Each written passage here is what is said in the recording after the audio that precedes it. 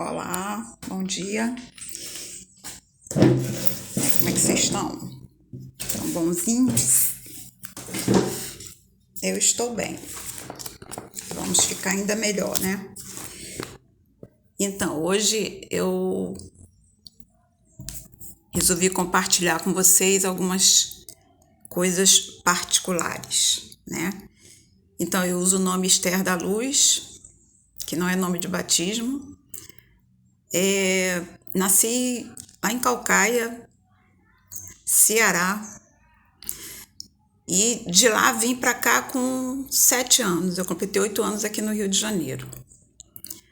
A infância foi boa. Teve umas merdinhas, né? As merdinhas são as merdinhas de cirurgias. Mas eu sobrevivi, né?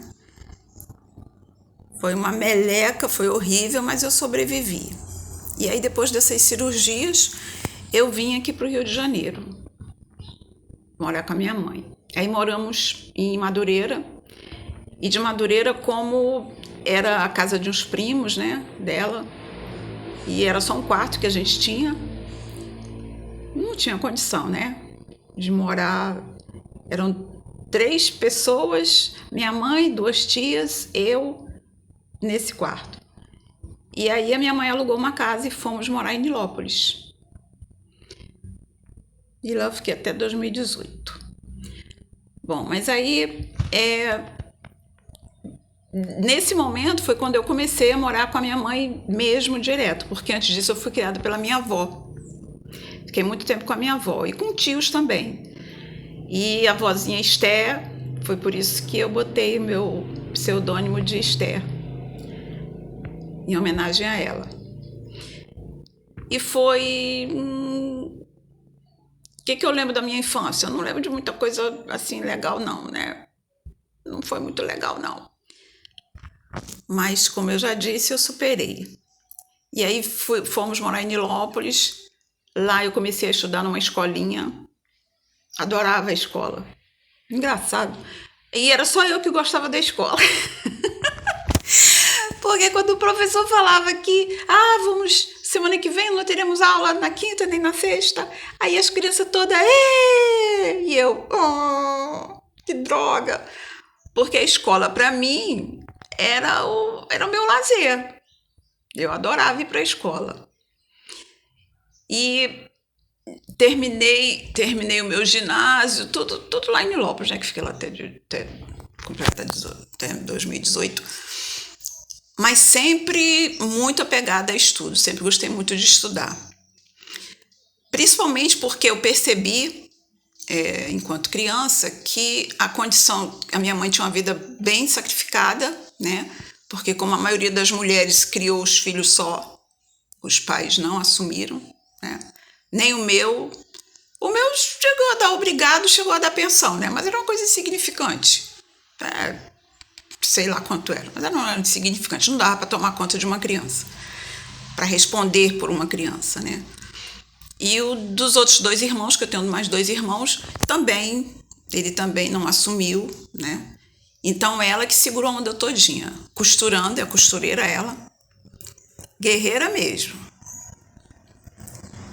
E eu ficava vendo aquela situação toda, eu falei, caraca, minha mãe rala muito, cara, sai de manhã cedo, sei lá que horas ela saía, 5, 6 horas, dependendo do local onde ela trabalhava, né? Porque ela trabalhou em muitas empresas, muitas confecções, a costureira. Ela ganhava bem, porque naquela época, né, década de 70, ela é costureira profissional, ela ganhava muito bem, mas ralava que nem uma louca. E final de semana, serviços domésticos, né?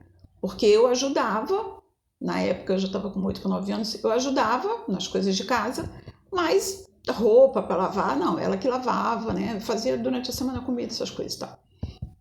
Então eu vendo aquela situação toda, eu falei, não, eu tenho que fazer alguma coisa, né? Eu tenho que virar o jogo, porque isso não tá legal, não é legal.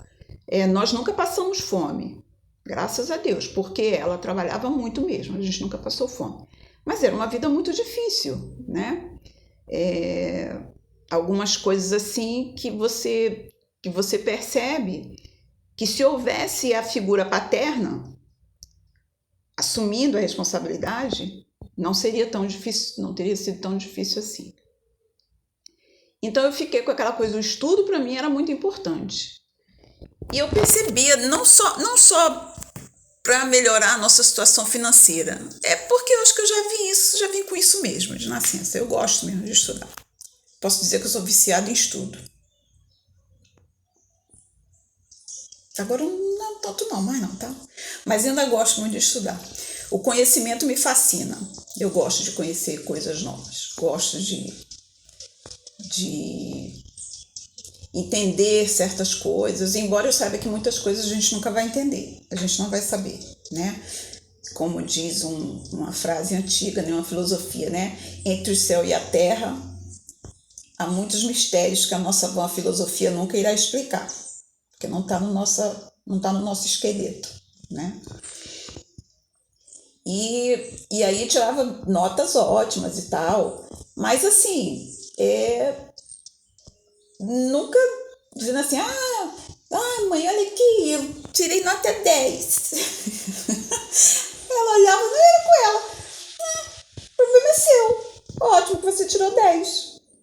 Você está estudando para você, não é para mim? Aí eu, caraca, manuco, caraca, que mãe é essa que não dá uma força? Mas o meu pensamento de criança era isso, obviamente. Mas hoje eu sei que, na verdade, ela tá certa mesmo, né? Eu sou geração raiz, gente. Somos geração raiz mesmo. E aí a gente foi naquela luta toda. Quando a gente foi morar em Nilópolis, gente, contar pra vocês não é brincadeira não. Tinha que sair de casa com os sapatos dentro de um saco, né? Como em muito lugar até hoje é assim, né? Mas demais. Chovia, ferrou, né? Então, para você não chegar no trabalho ou em qualquer lugar que você fosse com os pés cheios de lama, você tinha que botar os pés dentro de um saco, ou então levar um outro sapato ou uma outra sandália para trocar quando chegasse no ponto do ônibus ou em algum local, né? Era muito... Eu fui para Nilópolis em 1968 para 69. Então dá para imaginar, só os que são mais vividos, mais experientes é que sabem, né, como é que era nessa época. Mas assim, as lembranças que eu tenho desse momento é de muito trabalho, tanto da minha parte como da parte dela.